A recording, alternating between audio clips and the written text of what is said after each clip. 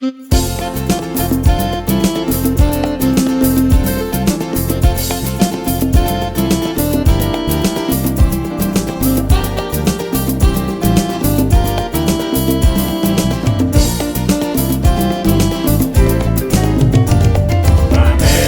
será para Cristo el único camino hacia Dios. Verá lo que sus ojos no han visto, con solo caminar de en pos. América será para el cielo que Jesús preparó, el día que tras rápido vuelo al lado de Jehová se sentó. Despierta pues, América amada, alístate en las filas de Dios. Escucha del Señor la llamada, pues es tan cariñosa su voz. Llamando está la puerta el Cordero, que derramó su sangre en la cruz. Que sea el nuevo mundo el primero, venir a las mansiones de luz. Colombia, Panamá y Venezuela, Bolivia, Paraguay y Ecuador. Vendrá la paz de Dios que consuela, la paz que nos dejó el Redentor. Y Chile y el Perú, la Argentina, y Cuba, Uruguay y el Brasil, el grupo de las Islas Marinas, vendrán sus bendiciones a mí. Los pueblos que han estado dormidos sabrán que Dios les ama en verdad. Jamaica, los Estados Unidos, y México y también Canadá. Los pueblos que componen el istmo y todo lo del sur lo sabrán. Sin Cristo nunca habrá cristianismo, sin Cristo solo reina Satán. La bella Guatemala y Honduras, la hermosa Nicaragua también, vendrán en las edades futuras, la vida y la salud de Edén. Y Dios bendecirá Costa Rica, y Dios bendecirá El Salvador. Naciones que aunque sean tan chicas, son grandes en la paz del Señor. América será para Cristo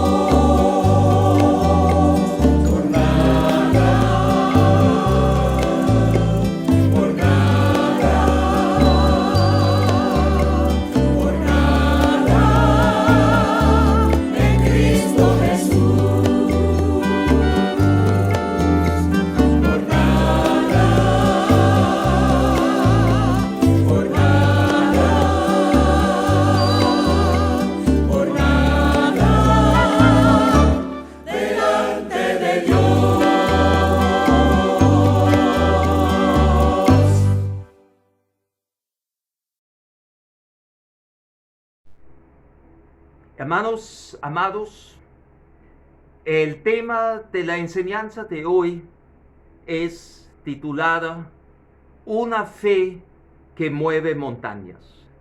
Y nos pasamos en el texto bíblico según el Evangelio, según San Marcos, en el capítulo 7, los versículos 24 al 30. Y vamos a leer ya el versículo 24. Levándose de ahí, se fue a la región de Tiro y de Sidón, y entrando en una casa, no quiso que nadie lo supiese, pero no pudo esconderse. Hermanos, en el contexto, este relato sigue a ese encuentro de unos fariseos y algunos escribas que llegaron de Jerusalén a interrogar al Señor por qué los discípulos no se lavan la mano antes de comer, pero se referían a sus tradiciones, a ese lavado de mano ceremonial y no de lavarse o limpiarse las manos sucios, ¿verdad? Entonces ahí había una situación bastante tensa. El Señor tuvo que hacer una enseñanza muy profundo e inclusive a sus propios discípulos. Entonces, cuando ya ha salido de esta situación, entonces él se ha levantado y fue a la región de Tiro y Sidón. Hermanos, tenemos que recordar que Tiro y Sidón son dos ciudades fenicias en la costa mediterránea al norte de Galilea, pero muchas veces se usaban los nombres de Tiro y Sidón para referirse a Fenicia en general. Y vamos a llegar todavía posteriormente donde estaba también ubicado Tiro y Sidón y la región de Fenicia. Y entrando en una casa no quiso que nadie lo supiese. Él quería aparentemente descansar, tener cierta distancia después de este encuentro con los fariseos y algunos escribas, ¿verdad? Y no quería en ese momento, en esta región que era una región gentil, obviamente, como iniciar, parece, un ministerio público. Él quería estar tranquilo, que nadie lo supiese, ¿verdad? Pero no pudo esconderse. Pero hermanos, yo me pregunto, ¿pero qué pasó? ¿Por qué el Señor Jesús no pudo esconderse? Y para decirles la verdad, encontré la respuesta en el Evangelio según San Juan, en el capítulo 1, y vamos a ver, por favor, los versículos 4 y 5. En él estaba la vida, y la vida era la luz de los hombres. Recordamos en otro sitio, la Biblia dice, él era la luz del mundo, ¿verdad? La luz del mundo. Y la luz en las tinieblas resplandece, y las tinieblas no prevalecieron contra ella. ¿Cómo pudo Jesús esconderse cuando él era la luz del mundo? Lo interesante es, como muchos judíos no creyeron en él, también habían muchas personas que se acercaron a él, escucharon sus enseñanzas, fueron testigos de sus sanaciones milagrosas, de todo lo que hizo el Señor Jesús. Y como el sol sale sobre todo, también la luz sale sobre todo, ¿verdad? Y yo creo que eso fue tal vez que atraía a las personas, que ellas sentían esa deidad, ese personaje tan fuera de serie, tan excepcional, tan único como era nuestro Señor Jesús.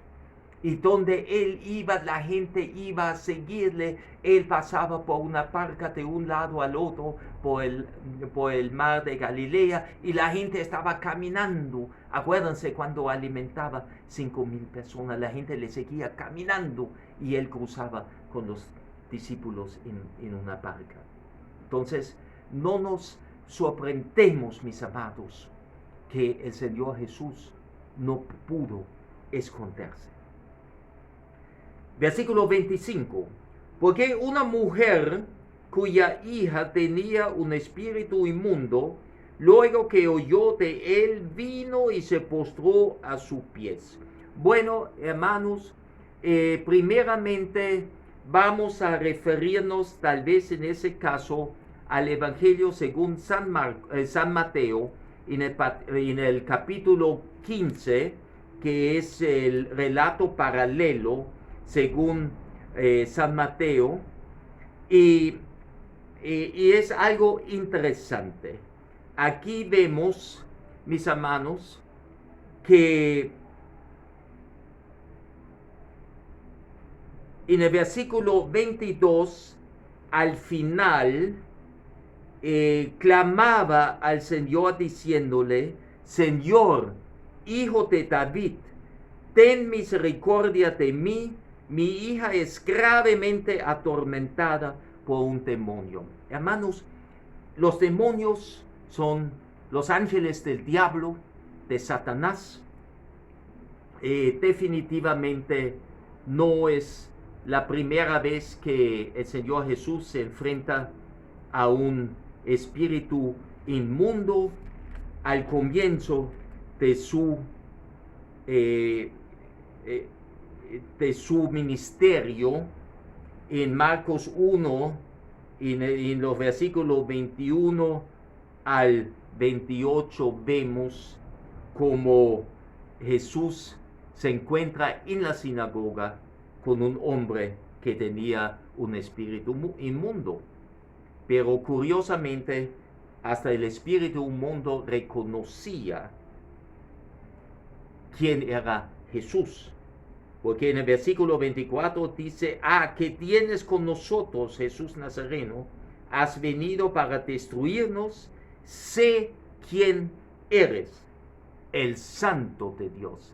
Hermanos, lo que los muchos israelitas, judíos, no reconocieron, ese espíritu inmundo de ese hombre en la sinagoga reconocía al Señor Jesús como el Hijo del Altísimo. Entonces Mateo dice que ese espíritu inmundo atormentaba mucho a esa muchacha, a esa hija de esa mujer que se acercaba al Señor Jesús. Y vamos a ver, y vino inclusive en esa fe, en esa humildad, ¿verdad? Cuando oyó Radio Bemba, como lo decimos aquí en Panamá, que Jesús estaba en esa casa.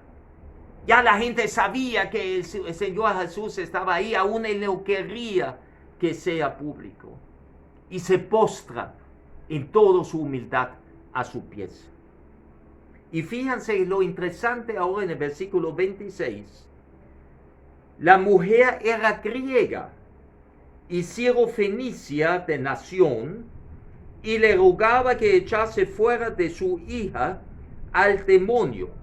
Aquí vemos que era griega, que quiere decir que no era judía, tanto en lengua como en religión. Y la región de Fenicia pertenecía a la provincia de Siria.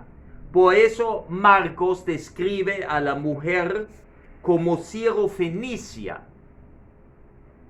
Pero Mateo en 15:22 nos relata además que era cananea. Quiere decir que era de descendencia canaea. Y era obviamente gentil, como ya dijimos. No era judío, ni de lengua, ni de religión. 27. Reacción de nuestro Señor Jesús a ese ruego cuando la mujer se postra a sus pies. Pero Jesús le dijo, deja primero que se sacien los hijos, porque no está bien tomar el pan de los hijos y echarlo a los perrillos.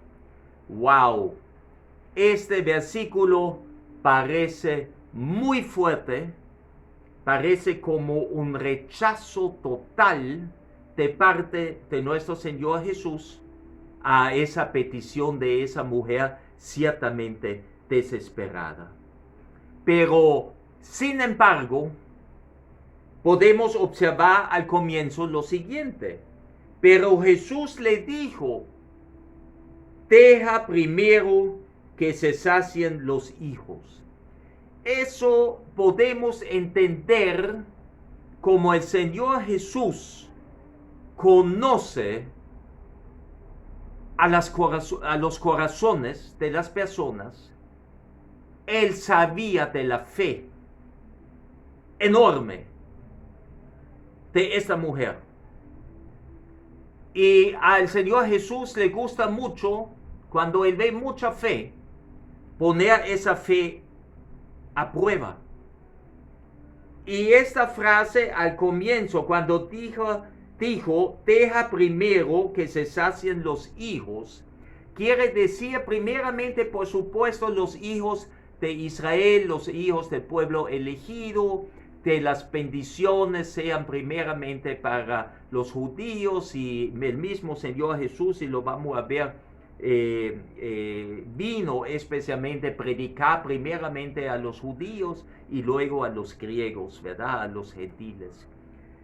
Pero eso deja primero que se sacien los hijos, me indica que sí tenía posteriormente algo pensado de hacer con esa mujer. Porque si no, no dijera primero, ¿verdad? Porque primero debe haber entonces un segundo punto, un segundo paso, ¿verdad? Porque no está bien tomar el pan de los hijos, o sea, las bendiciones del pueblo de Israel, el pueblo elegido de Dios, y echarlos a los perrillos. Aquí tenemos que hacer una observación. Si bien es cierto que los judíos se burlaban y insultaron a todos los gentiles como perros, pero aquí el Señor usa la palabra perrillo, y perrillo parece más bien ser esas mascotas como nosotros lo tenemos en nuestras casas, que están acostumbrados de convivir con nosotros, ¿verdad? A veces son perros falderos inclusive, ¿verdad?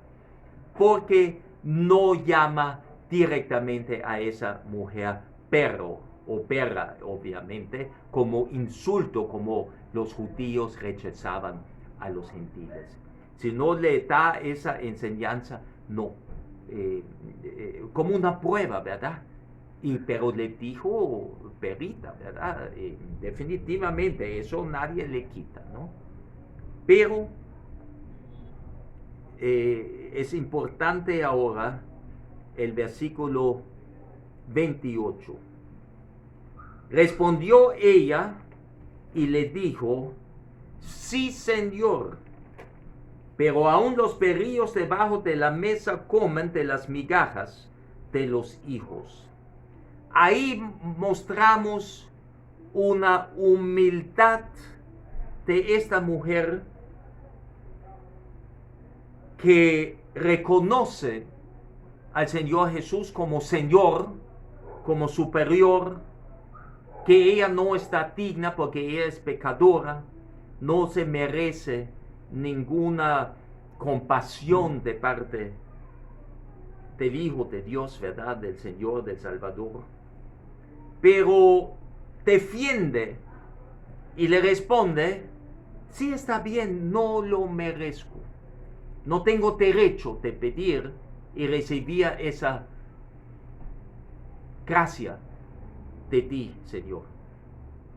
Pero aún los perrillos, y por eso nos referimos a los mascotas, a esos perros falteros, a esos perros que no son salvajes, callejeros, sino conviven dentro de las casas con la familia, debajo de la mesa comen de las migajas de los hijos. Eso los judíos han tenido también en su casa aparentemente perros domésticos que estaban alrededor de ellos.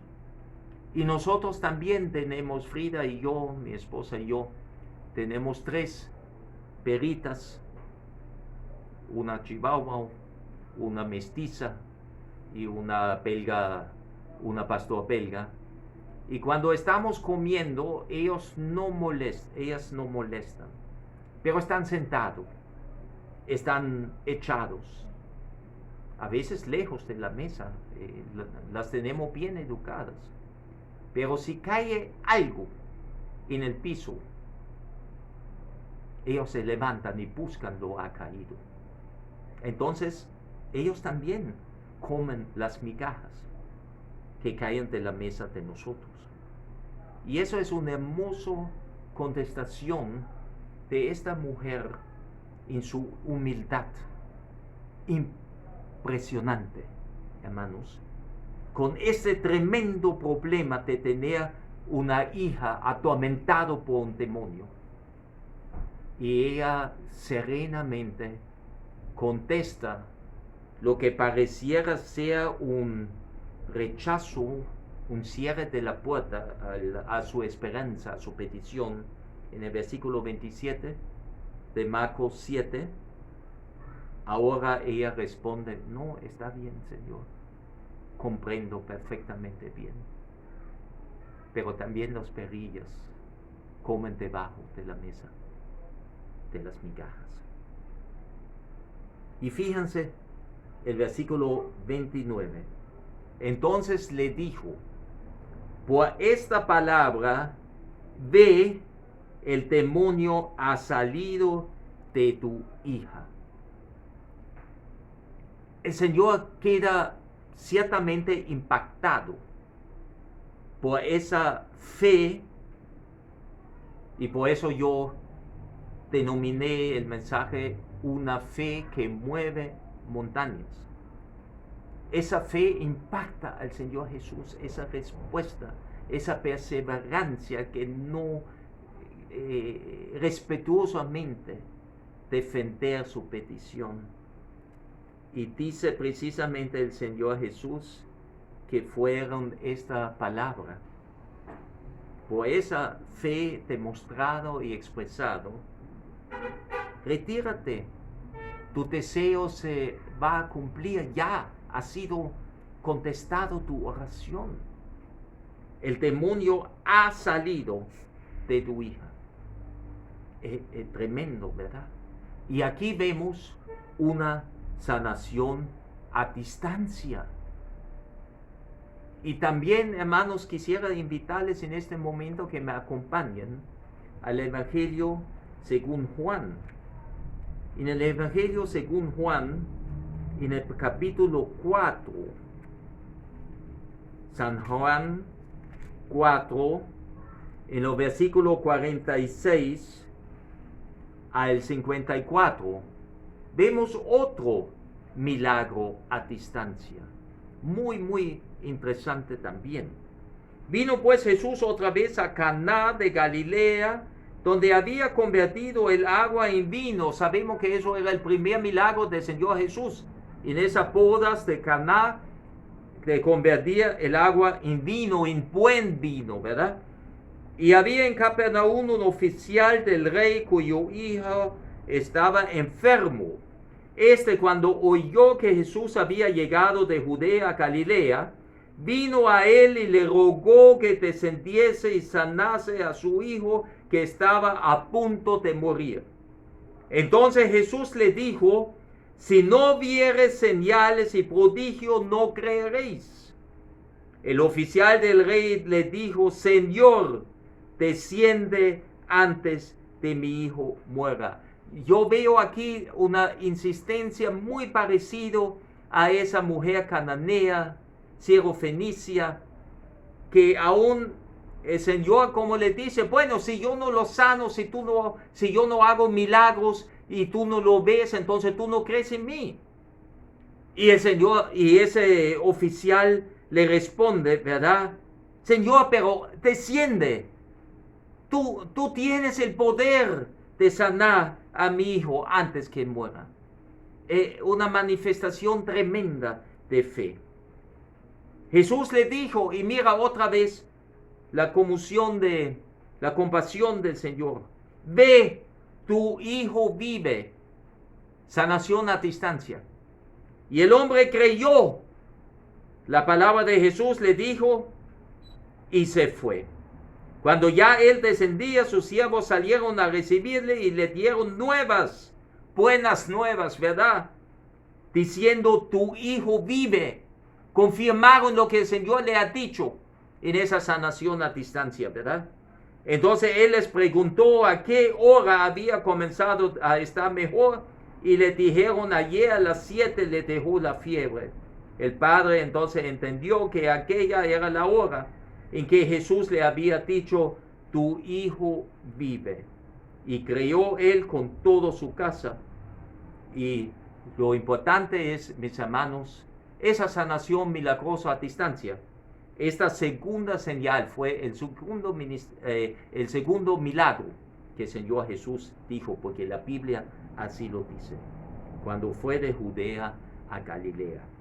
Pero también, hermanos, vemos en el Evangelio según San Mateo, en el capítulo 8, una sanación a distancia, pero con otras especialidades, vamos a decir. Mateos 8, 5 al 13. Entrando Jesús a Capernaum, vino a él un centurión rogándole. Era oficial romano, ¿verdad? Y diciendo, Señor, mi criado está postrado en casa paralítico, gravemente atormentado. Eso su esclavo, su siervo, su criado. Respondió el centurión y dijo, Señor, no soy digno de que entres bajo mi techo, solamente di la palabra y mi criado sanará. Fíjense, aquí tenemos la situación que el mismo papá, el amo de ese esclavo, de ese criado, dice al Señor Jesús, no tienes que molestarte y llegar hasta mi casa, yo no soy digno, yo soy quien para pedirte que tú entras en mi casa, porque solamente tu palabra puede sanar a mi criado. Él mismo propuso al Señor de no ir, sino él reconocía, él estaba seguro que Jesús tenía esa capacidad, ese poder de sanar al hijo a distancia. Porque también yo soy hombre bajo autoridad y tengo bajo mi orden de soldados, y digo a este ve y va, y al otro ven y viene, y a mi siervo haz esto y lo hace. Pero fíjense otra vez esa maravillosa respuesta de nuestro Señor Jesucristo. Al oírlo Jesús se maravilló y dijo a los que le seguían, de cierto os digo que ni aún en Israel he hallado tanta fe. Y os digan que vendrán muchos del oriente, y así sigue, ¿verdad? Pero lo importante es el último versículo, el 13. Entonces Jesús dijo al centurión, ve y como creíste, te sea hecho. Y su criado fue sanado en aquella misma hora. Hermanos, tenemos 3 ejemplos de sanaciones a distancia de parte de nuestro Señor Jesucristo. Él tiene un poder que solamente, obviamente, Dios Hijo puede tener nacido hombre. Y aún así, la gran oposición entre los judíos que no quisieron reconocer al Salvador del mundo es importante. Y Vemos entonces en el versículo 30, ya para cerrar ese pasaje bíblico de hoy, estamos en Marcos 7, del versículo 24 al 30.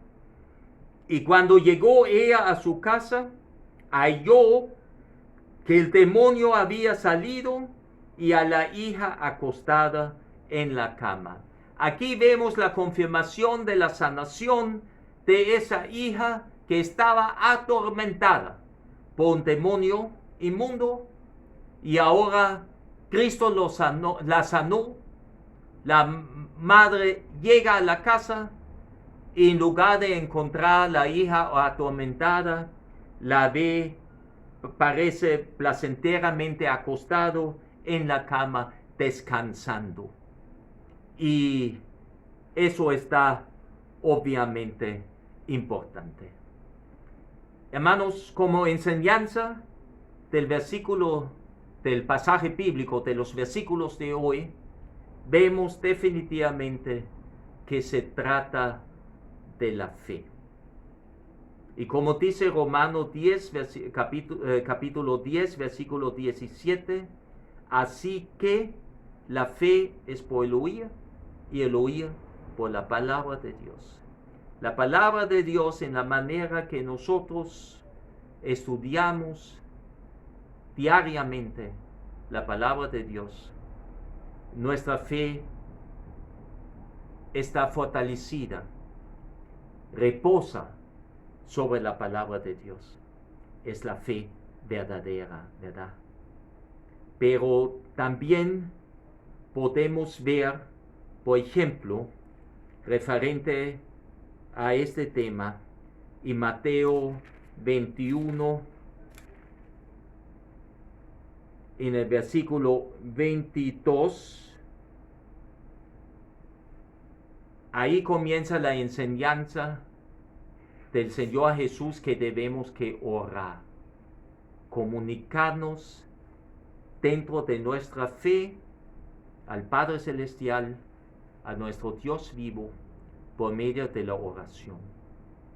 Y por ejemplo, Mateo 21, 22 dice, y todo lo que pidieres en oración, creyendo, quiere decir teniendo fe, ¿verdad? Lo recibiréis. Juan, en el libro de Juan, en el Evangelio de Juan, en el capítulo 14, en el versículo 13, confirmamos lo siguiente. 14, versículo 13. Y todo lo que pidieres al Padre en mi nombre, lo haré para que el Padre sea glorificado en el Hijo. Tenemos que pedir en nuestras oraciones siempre en el nombre de Jesús, porque eso es la enseñanza que el Señor Jesús nos ha dado. Y el Señor actúa en su tiempo, a su manera, ¿verdad?, para glorificarse Él y al Hijo. Pero, ojo con algo. En la primera epístola de Juan, porque muchas personas creen que por medio de la oración podemos torcer el brazo a Dios. Dios es soberano. Dios escucha a nuestras oraciones, pero responde en su tiempo y a su manera. Y eso podemos también confirmar en cierta manera en la primera epístola de Juan, en el capítulo 5, en el versículo 14, cuando dice, y esta es la confianza, quiere decir la seguridad, la certeza, ¿verdad?, que tenemos en Él, en el Señor, que si pedimos alguna cosa conforme a su voluntad, Él nos oye. Y eso es el punto clave en la oración. solamente Dios va a contestar una oración que hacemos conforme a su voluntad, no conforme a nuestra voluntad. Como dice, y todos ustedes saben la oración modelo, el Padre Nuestro, ¿verdad?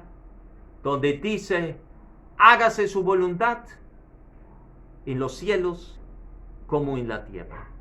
¿Cómo vamos a pedir, por un lado, que Dios haga su voluntad, pero como yo lo quiero? Eso será torcer el brazo a Dios. Dios es soberano. Él sabe perfectamente bien que lo que necesitamos, lo que nos conviene, pero una cosa es cierta. Dios escucha toda oración en nombre de su Hijo Jesús, de sus hijos, de los creyentes, no de los no creyentes. La única oración de un no creyente que el Señor escucha es la oración de arrepentimiento, cuando esa persona quiere llegar a los pies de Cristo y se arrepienta de sus pecados y recibe al Señor como su Salvador y Señor. Oremos, mis hermanos. Padre Santo, Padre bueno, te damos gracias por esa hermosa enseñanza de la fe de esa mujer sirofenicia cananea que impactó al Señor tanto, y él sabía de esa fe, que pasó la prueba que el Señor Jesús le ha puesto y sanaba a su hija, solamente por estar diciendo que sea sana, ¿verdad? Que a distancia ni siquiera se acercó, no la tocó. Y eso nos enseña que de esa misma fe deberíamos tener nosotros y nuestro Dios y nuestro Señor, en el Rey de Reyes y Señor de Señores, cuando le pedimos algo conforme a su voluntad. El Señor lo va a hacer, Dios lo va a hacer, el Padre Celestial lo va a hacer. ¿Cuándo? Eso sí no podemos decir. Pero es que escucha la oración, sí sabemos. Entonces, en el nombre de Jesús oramos. Amén. Amigo, ¿usted tiene el Señor Jesús en su corazón? ¿El Señor dirige su vida? ¿Él está sentado en el trono de tu vida? Si no, ¿estás seguro si vas a llegar a la comunión con Dios en la vida eterna cuando Él te llama de este mundo? Si Él te llama hoy en el próximo instante, ¿tú estás seguro que llegas a la presencia de Dios? Si no es así, amigo, amado, arrepiéntate. Abre tu corazón sinceramente. Diga, Señor Jesús, entra a mi corazón. Yo creo que tú moriste por mí en la cruz y tu sangre fue el precio por mis pecados. Pero tu sangre me lavó de toda maldad. Me limpió. Y también Dios aceptó ese sacrificio perfecto y único como cordero sin mancha que quita el pecado del mundo y te resucitó al tercer día. Yo creo eso. Y yo quiero recibirte porque quiero ser tu hijo. Quiero ser tu hija. Gracias por ese regalo que el Señor Jesús hizo en la cruz. Hágalo, amado, amada. No espere mañana. No sabemos si llegas al mañana. En el nombre de Jesús oramos. Amén y amén. Amados míos, pero también hoy tenemos ese gran privilegio de poder celebrar la cena del Señor. Y precisamente la celebración de la cena del Señor, lo hacemos para recordar lo que Jesús hizo en la cruz. Recordamos su sangre derramada, su victoria sobre el diablo y el pecado en la cruz, y su victoria sobre la muerte por su resurrección al tercer día. Hermanos, en este momento tenemos aquí el pan y el jugo de la vid. El pan representa al cuerpo de nuestro Señor, que fue maltratado, fue golpeado, flagelado, fue clavado a esa cruz, la muerte más denigrante que los romanos han tenido, más vergonzoso. Y también el jugo de la vid como símbolo de la sangre de nuestro Señor. Padre Celestial, venimos ante ti en este momento solemne, cuando recordemos ese sacrificio en la cruz de nuestro Señor Jesús. Por sus llagas, por su muerte, por su sangre, fuimos sanados. Bendice este pan que representa el cuerpo de nuestro Señor, y bendice también esta copa con jugo de la vid, que es el símbolo de la sangre de nuestro Señor. En el nombre de Jesús oramos. Amén y amén.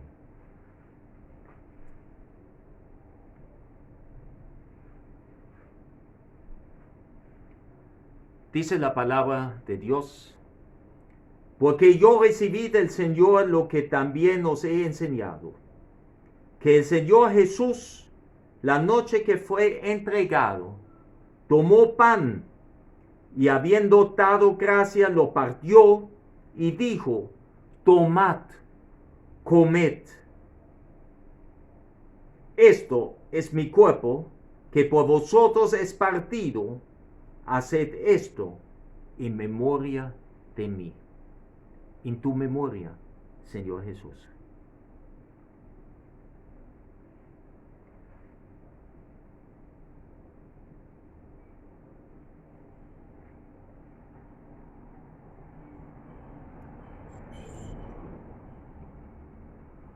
Hermanos, estamos recordando ese regalo inmerecido por medio de Jesús, lo que Él hizo en la cruz, que nosotros podemos obtener la vida eterna. Desde este momento que nos arrepentimos y recibimos al Señor Jesús como Salvador personal y Señor, somos ciudadanos del reino de Dios. La tierra no es nuestra patria. Nuestra patria está allá en el cielo, con el Señor, donde vamos a estar unidos con Él en la eternidad. Y precisamente la cena del Señor es en memoria de lo que Jesús hizo. Y cada vez que celebramos, anunciamos su muerte. Y también ahora, cuando tomamos el jugo de la vid, dice la palabra: asimismo tomó también la copa después de haber cenado, diciendo: esta copa es el nuevo pacto de mi sangre. Haced esto todas las veces que la bebiereis en memoria de mí. Así pues, todas las veces que comieres este pan y bebieres esta copa, la muerte del Señor anunciáis hasta que Él venga. Ven, Señor Jesús.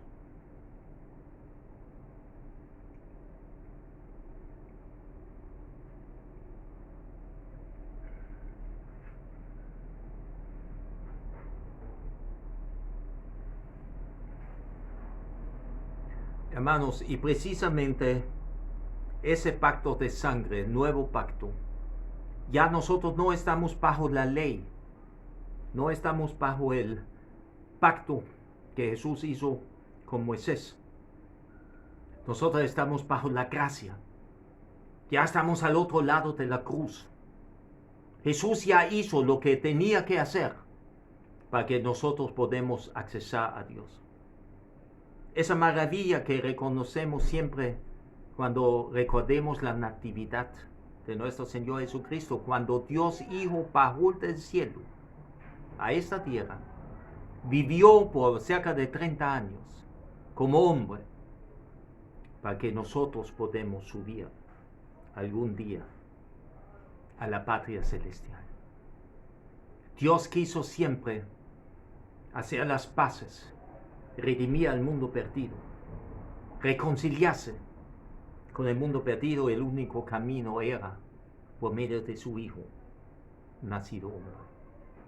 Era antes de la fundación del mundo, inclusive era el plan de Dios, porque Dios en su omnisciencia ya sabía antes de crear el mundo que el hombre le iba a fallar, pero ya tenía el plan de salvación.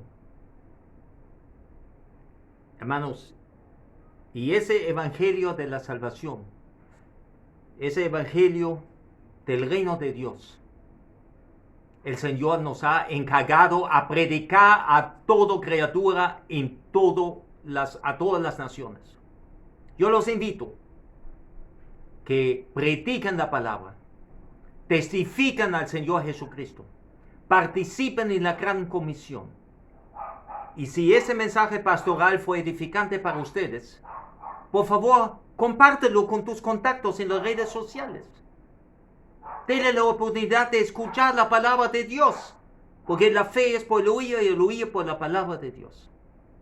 Síguenos en Facebook, en YouTube, en nuestros canales de Tercer Culto IPET. Dios sigue bendiciendo, mis amados.